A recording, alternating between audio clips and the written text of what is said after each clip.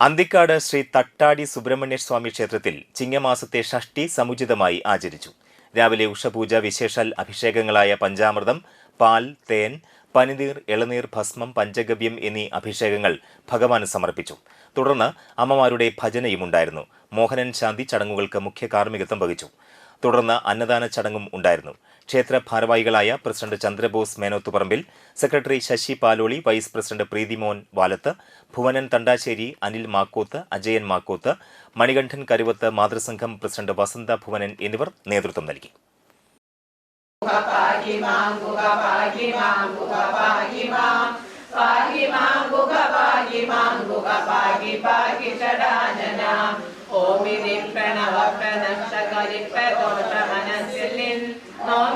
പുതുമേനി കണ്ടു കരങ്കുലിപ്പതിനാശയാപ്പോഴും